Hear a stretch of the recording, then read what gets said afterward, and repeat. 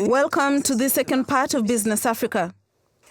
Good news for African countries that want to diversify their economies and benefit from investment.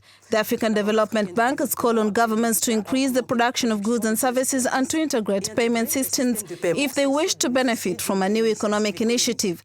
This would have a strong impact on increasing industrial manufacturing capacity in Africa and will allow for rapid integration of financial markets. Elaine Wangalwa and Serge Patrick Monku with the details. In a bid to benefit from a new $3.4 trillion economic plan, the president of the African Development Bank, Akinwumi Adesina, is pushing African countries to boost output of goods and services and incorporate payment systems. A continental free trade zone was launched this month in Niger, which, if successful, will usher in a new era of development for an area with a population of 1.3 billion people. Adesina said he expected industrial manufacturing capacity in Africa to increase while financial markets will integrate and food production expands. The African Development Bank last year, we launched what's called the Africa Investment Forum, where we brought in the world of investors to Africa. And here's what happened. In less than 72 hours, we mobilized $38.7 billion for Africa. So that tells me the opportunities are there if you can get the business and investment regulatory environments to work.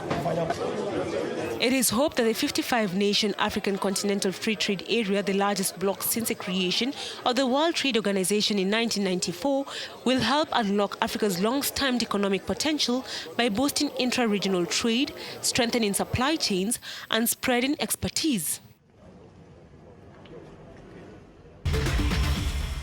Cattle farming remains one of the most promising sectors for several African nations. Countries like Cameroon and Nigeria want to make more profits through innovative mechanisms. South Africa, for example, has developed an application that allows investors to buy shares of a cow from their mobile phones. Erika Maquette and Michael Dibe tell us more. Cattle have long been considered a measure of wealth across Africa, but it's not just farmers cashing in.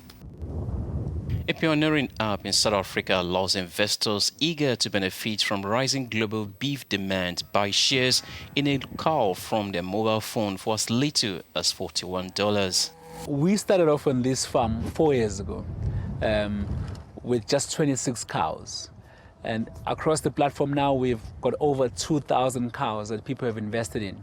Some people own 26 cows as one person, and others own a fraction of the cow where we group 20 people around one cow. So we're seeing this growth into us being an international company.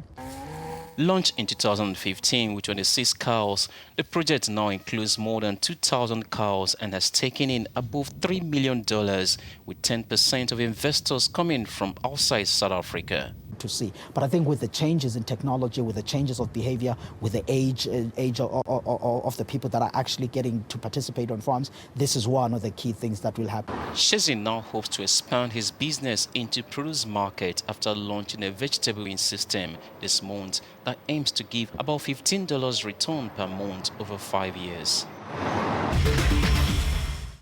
We have reached the end of this episode of Business Africa. Thank you for joining us. You can follow us on social media at Africanews and at Africanews FR for French. Stay tuned for Africanews. Au revoir.